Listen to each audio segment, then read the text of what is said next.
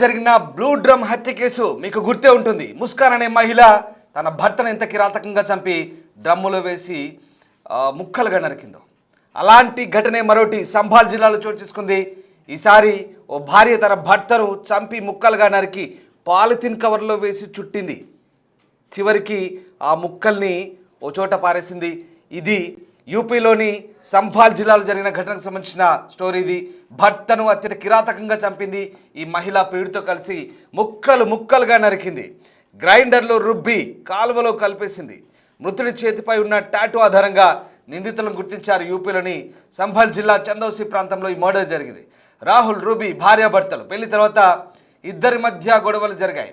గౌరవ్తో రూబీకి వివాహితర సంబంధం ఉంది. నవంబర్ 18న భర్తను హత్య చేసిన తర్వాత రూబీ, గౌరవ్ ఇద్దరు కూడా హత్య చేశారు. భర్త మిస్సింగ్ అంటూ భార్య రూబీ కేసు పెట్టింది. 20 రోజుల తర్వాత కాల్వలో రాహుల్ శరీర భాగాలు గుర్తించారు. తల, చేతులు, కాళ్ళను విడదీసి గ్రైండర్లో రుబ్బారు నిందితులు. పోలీసులకు దొరికిన చేతి భాగంపై టాటూ ఆధారంగా దర్యాప్తు జరిగింది. దాంతోపాటు ఫోన్ సిగ్నల్ ఆధారంగా నిందితులు అరెస్ట్ అయ్యారు. మార్కెట్కు వెళ్ళి 2 పెద్ద క్యారీ బ్యాగులు, గ్రైండర్ కొనుగోలు చేశారు. గ్రైండర్, సుత్తి, ఇనుపరాడ్లు స్వాధీనం చేసుకున్నారు. డిఎన్ఏ ఆధారంగా గుర్తించారు. అది కూడా పిల్లల డిఎన్ఏతో పోల్చి చూసి ఈ ఘటనను ట్రేస్ అవుట్ చేశారు పోలీసులు. ఇలాంటి ఘటనలు దేశవ్యాప్తంగా సంచలనం రేపుతున్నాయి. వివాహేతర సంబంధాలు పచ్చని కాపురాళ్ళు చిచ్చు పెడుతున్నాయి. అలాంటి ఘటనే మరోటి సంచలనం రేపుతుంది. యూపీకి సంబంధించిన ఈ బ్లైండ్ మర్డర్ స్టోరీ కహాని ఒకసారి చూద్దాం. చందౌసిలో జరిగింది ఘటన. సంభాల్ జిల్లాలో జరిగిన ఈ ఘటనతో ఒక్కసారిగా ఉరికిపడ్డారు. మీరట్లో జరిగిన ముస్కాన్ ఘటన మరొక ముందే ఈ దారుణం వెలుగులో వచ్చింది. ఈ ఘటన తీవ్ర కలకలం సృష్టిస్తోంది. ప్రియుడితో కలిసి తన భర్తను అత్యంత పాశవికంగా హత్య చేసింది. ఆ తర్వాత ఇద్దరు కలిసి భర్త మృతదేహాన్ని ముక్కలుగా నరికి ఆ ముక్కలను పాలిథిన్ సంచుల్లో ప్యాక్ చేసి వివిధ ప్రదేశాల్లో పారేశారు. ఇందుకు సంబంధించిన కేసును ప్రస్తుతం పోలీసులు దర్యాప్తు చేస్తున్నారు. నిందితురాలైన మహిళ రూబీ, ఆమె ప్రియుడు గౌరవ్లను పోలీసులు అరెస్ట్ చేశారు. సంభాల్ జిల్లాలో జరిగిన ఈ ఘటనకు సంబంధించి భయానక వాతావరణం అయితే కనిపిస్తోంది. డిసెంబర్ 15న పాత్రోవా రోడ్లోని ఈద్గా వెలుపల పాలిథిన్ సంచిలో యువకుడి మృతదేహం ముక్కలు కనిపించాయి. వెంటనే పోలీసులకు సమాచారం అందింది. శరీర భాగాలను దర్యాప్తు ప్రారంభించారు. ముక్కల్లో తెగిపోయిన చేయి కూడా ఉంది. ఆ చేతిలో ఓ పచ్చబొట్టు చెక్కబడి ఉంది. దాని తల కనిపించలేదు. ఈ హత్య కేసుకు పరిష్కారం కోసం పోలీసులు ఛాలెంజింగ్గా తీసుకున్నారు. ఇది ఒక సవాల్గా మారింది. చేతిలో ఉన్న పచ్చబొట్టు కీలకంగా మారింది. మొహల్లా చున్నీ నివాసైన రాహుల్ భార్య రూబీ నవంబర్ 18న తన భర్త అదృశ్యం గురించి ఫిర్యాదు చేయడానికి స్వయంగా పోలీస్ స్టేషన్కి వెళ్ళిందని దర్యాప్తులో తేలింది. వెంటనే రూబీని విచారణ కోసం పోలీస్ స్టేషన్ పిలిచారు. అయితే ఆమె స్టేట్మెంటు పొంతన లేకుండా ఉంది. పోలీసులు ఆమెను అనుమానించారు. కఠినమైన ప్రశ్నలు వేసి రూబీపై విరుచుకుపడ్డారు. తమదైన స్టైల్లో విచారించారు. తర్వాత భయంకరమైన కుట్ర బయటపడింది. రూబీ తన భర్త రాహుల్ను ప్రేమికుడు గౌరవ్తో కలిసి మర్డర్ చేసినట్టుగా వెల్లడైంది. శనివారం అంటే డిసెంబర్ 20న రాహుల్ కుటుంబం అతని దుస్తుల ఆధారంగా అతన్ని గుర్తించింది. వెంటనే రూబీ, గౌరవ్ను అరెస్ట్ చేశారు. మీరట్ సౌరభ హత్య కేసులో ముస్కాన్, ఆమె ప్రేమికుడు సాహిల్ ఎలాగైతే చేశాడో ఇక్కడ కూడా అలాగే రాహుల్ మృతదేహాన్ని కూడా హత్య చేసినట్టుగా మనకు కనబడుతోంది. మొత్తం మీద ఈ వ్యవహారం ప్రస్తుతం సంచలనం రేపుతోంది. ఫోరెన్సిక్ బృందం రాహుల్ ఇంటికి చేరుకుని ఆధారాలు సేకరించింది. హత్య ఇంటి లోపల జరిగిందనే అనుమానాలు వ్యక్తమవుతున్నాయి. ముక్కలుగా కోసి సంచుల్లో నింపి పారవేశారు. తెగిపోయిన శరీర భాగాలను చాలా వరకు ఇంకా కనుగొనలేదు. పోలీసులు వాటి కోసం వెతుకుతున్నారు. రాహుల్ శరీర భాగాలను స్వాధీనం చేసుకోవడం ఇప్పుడు సంభాల్ పోలీసులకు అతిపెద్ద సవాలని చెప్పాలి. అనుమానిత రహస్య ప్రదేశాలపై దాడులు నిర్వహిస్తున్నారు. హత్యకు ఉపయోగించిన ఆయుధాలను స్వాధీనం చేసుకోవడానికి, కుట్రను ఛేదించడానికి నిందితులను ప్రస్తుతం విచారిస్తున్న పరిస్థితి కనబడుతోంది. ఇది దేశవ్యాప్తంగా సంచలనం సృష్టించిన blind murder case mystery. Uttar Pradesh పోలీసులు, యూపీ పోలీసులు ట్రేస్ అవుట్ చేశారు. ప్రియుడితో కలిసి భర్తను భార్య అతి కిరాతకంగా చంపినట్టుగా తెలిసింది. దీంతో భార్య ఆట కట్టించి కటకటాల వెనక్కి పంపారు. చందౌసి ప్రాంతంలో ఈద్గా వెనుక నల్లటి బ్యాగులో కూలిన స్థితిలో మనిషి మొండెం, ఇతర భాగాలు లభ్యమయ్యాయి. కానీ తల లేదు. ఎవరో గుర్తుపట్టడం పోలీసులకు పెద్ద ఛాలెంజింగ్గా మారింది. కానీ చేతిపై రాహుల్ అనే టాటూ ఆధారంగా ఈ మొత్తం కేసును ఛేదించారు పోలీసులు. ఇక మిస్సింగ్ కేసును ఆరా తీస్తే రూబీ అనే మహిళ తన భర్త రాహుల్ కనిపించలేదంటూ ఇచ్చిన ఫిర్యాదు ఆధారంగా మొత్తం వ్యవహారం బయటపడింది. ఇక మొండెం పక్కన ఉన్న బట్టలను చూపించారు, కానీ ఆ కిలాడి భార్య ఏమాత్రం తడబడలేదు. అబ్బాయి ఇవి నా భర్త బట్టలు కావు అంటూ చెప్పుకొచ్చింది. ఇక ఈ నేపథ్యంలోనే ఆమె ప్రవర్తనపై అనుమానం వచ్చింది పోలీసులకు. వెంటనే ఆమె మొబైల్ ఫోన్ను స్వాధీనం చేసుకున్నారు. ఆ తర్వాత మొత్తం ఆరా తీశారు. దీంతో పోలీసులు ఆ రూబీ ఫోన్ గ్యాలరీని వెతుకుతుంటే ఓ ఫోటో కనిపించింది. అందులో తన భర్త రాహుల్ వేసుకున్న టీషర్ట్, ఆ బ్యాగ్లో దొరికిన టీషర్ట్ ఒక్కటేనని తేలింది. ఆ ఫోటోను చూపించి గట్టిగా తమదైన స్టైల్లో విచారించినప్పుడు మొత్తం వ్యవహారం బయటపెట్టింది ఈ రూబీ కిలాడి. రూబీకి గౌరవ్ అనే మరో వ్యక్తితో వివాహేతర సంబంధం ఉంది. నవంబర్ 15న అర్ధరాత్రి రూబీ తన ప్రియుని ఇంటికి పిలిపించుకుంది. హఠాత్తుగా భర్త రాహుల్ రావడంతో వారిద్దరినీ ఆ స్థితిలో, అభ్యంతరకర స్థితిలో చూశాడు. గొడవ మొదలైంది. రూబీ, గౌరవ్ కలిసి రాహుల్ తలపై బలంగా కొట్టి అక్కడికక్కడే చంపేశారు. నేరం బయటపడకుండా మరుసటి రోజు కట్టర్ మిషన్ తీసుకొచ్చి శరీరాన్ని ముక్కలు ముక్కలుగా నరికి ఓ పాలిథిన్ కవర్లో పెట్టి 50 కిలోమీటర్ల దూరం నుండి గంగా నదిలో పడేశారు. ఏకంగా చూడండి ఎంత అపవిత్రం చేశారు. పవిత్రమైన గంగా నదిలో ఈ శరీర భాగాలను కలిపి వీళ్ళ నేరాన్ని, వీళ్ళ తప్పిదాలను, పాపాలను కడిగేసుకుందాం అనుకున్నారు. కానీ పాపం పండింది. రూబీ వ్యవహారం బయటపడింది. మొండాన్ని మరో బ్యాగ్లో పెట్టి ఊరు బయటపడేశారు. ఎవ్వరికి అనుమానం రాకుండా వారం తర్వాత స్వయంగా పోలీసుల దగ్గరికి వెళ్ళి, నా భర్త కనిపించట్లేదు సార్, కొంచెం ఆచూకీ కనిపెట్టండి అంటూ అమాయకురాల్లా ఫిర్యాదు చేసింది ఈ రూబీ. దీంతో మొత్తం వ్యవహార శైలిపై డౌట్ వచ్చిన పోలీసులకు అసలు కథ ఇది తెలిసిన తర్వాత విస్తుపోయే నిజాలు బయటపడ్డాయి. దీంతో పోలీసులు ఆరా తీసిన ఈ హత్య కేసు సంబంధించి సంచలన విషయాలైతే వెలుగు చూశాయి. ఉత్తరప్రదేశ్ అలీగఢ్లోని లోధా ప్రాంతంలో జరిగిన హత్య కూడా ఇలాంటిదే. సో ఇదంతా కూడా ప్రస్తుతం ఈ వ్యవహారం మొత్తం పోలీసులు అయితే చాలా గట్టిగా, క్షుణ్ణంగా ఆరా తీస్తున్న పరిస్థితి కనబడుతూ ఉంది. పచ్చబొట్టు ఆధారంగా, అంటే టాటూ ఆధారంగానే ఈ మొత్తం వ్యవహారాన్ని పోలీసులు ప్రస్తుతం ఆరా తీసినట్టుగా కనబడుతుంది. రైట్, ఇక్కడ డ్రమ్ము హత్య చూసాం మనం మీరట్లో, అప్పుడు అలాగే జరిగింది ముస్కాన్ స్టోరీ. అది ఆ బ్లూ డ్రమ్ మర్డర్ అంటే అందరికీ వెలుగుతుంది. ఇది ఒక మీమ్ అయిపోయింది, మీకు తెలిసిందే. కానీ కొంతమంది ఎలా తయారయ్యారంటే ఇప్పుడు ఇవి కూడా మీమ్స్ రూపంలో పెడుతున్నారు. ఇదో జోకు, పనికి మాలిన కుళ్ళు జోకు. భర్త భార్యని సరదాగా బెదిరించడం కోసం, నీకు బ్లూ డ్రమ్ గుర్తుందా అంటూ ఓ మీమ్ చేస్తుంది. అప్పుడు వాడు భయపడతాడు.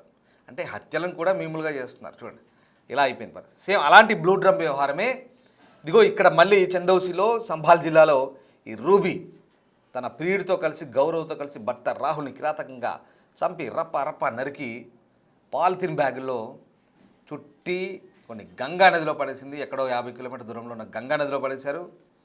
కొన్నేమో ఆ ఊరవతల ఈద్గా వెనుక పడేశారు. గంగా నదిలో పడేసి పాపాన్ని కడిగేసుకున్నాం అంటున్నారు, కానీ పాపం పండింది. ఇక్కడే మొత్తం వ్యవహారం బయటపడింది. రైట్, ఈ ఘటనకు సంబంధించి పోలీసులు క్షుణ్ణంగా ఆరా తీసి ఆధారాలను, ఆమె మొబైల్ని స్వాధీనం చేసుకున్న తర్వాత ఒక్కొక్కటిగా బయటపడ్డాయి.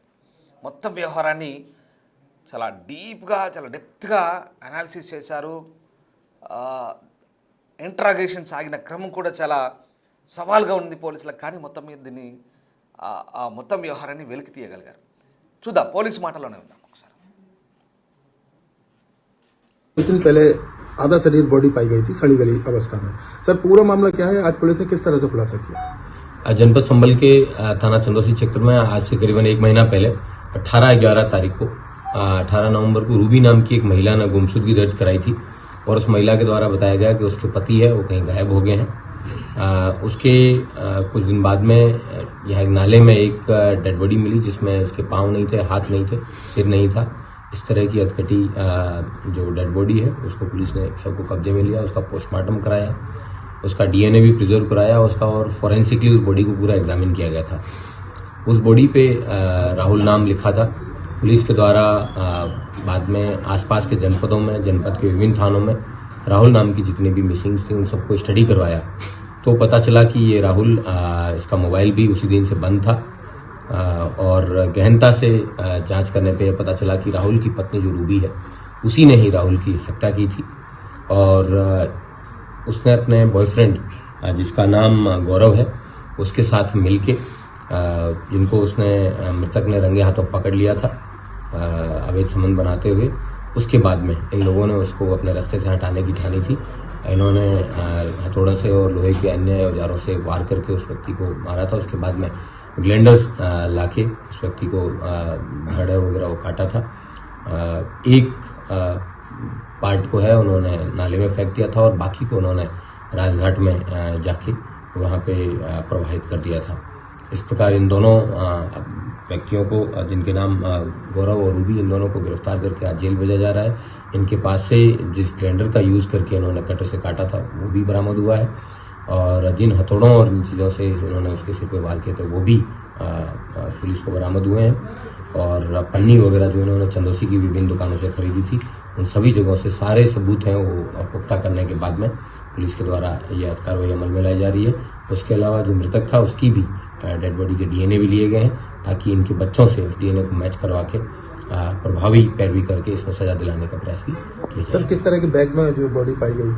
इन लोगों ने पॉलीथीन के बैग में जो आधा कटा धड़ है उसको फेंका था नाले के अंदर और ऐसी जगह पे भेजा था, रखा था सुनसान जगह पे जहाँ कोई सीसीटीवी कैमरे नहीं है। प्रॉपर रेकी करने के बाद में इन्होंने उस जगह पे डेड बॉडी को फेंका था। सर, ये राहुल कहाँ का रहने वाला था? और जो राहुल की बेटी है उसका कहना है कि अभिषेक का भी नाम ले रही है कि उसने हत्या की है। क्या कुछ और इसमें खुलासा हो पाएगा? राहुल चुन्नी मोहल्ले का रहने वाला था। इसके पास ही में गौरव नाम का व्यक्ति रहता था जिसका रूबी से अवैध संबंध थे, जो राहुल की पत्नी है।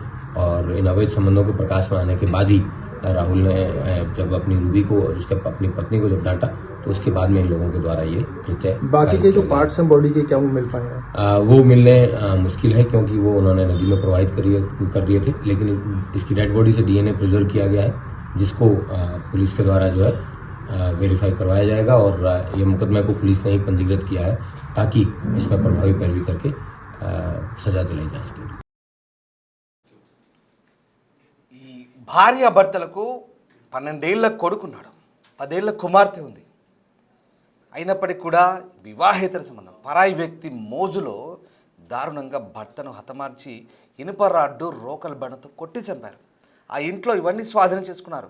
ఓ హీటర్ను కూడా స్వాధీనం చేసుకున్నారు. కట్టర్ ఉంది. చాలా దారుణంగా పెద్ద పెద్ద కవర్లు కొనుక్కొచ్చారు మార్కెట్కి వెళ్ళి.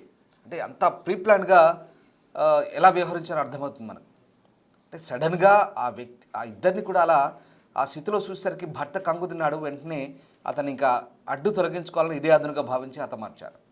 ఆ కూతురు కూడా చెప్తుంది. కూతురు ఇచ్చిన స్టేట్మెంట్ కూడా పోలీసులు రికార్డ్ చేసుకున్నారు.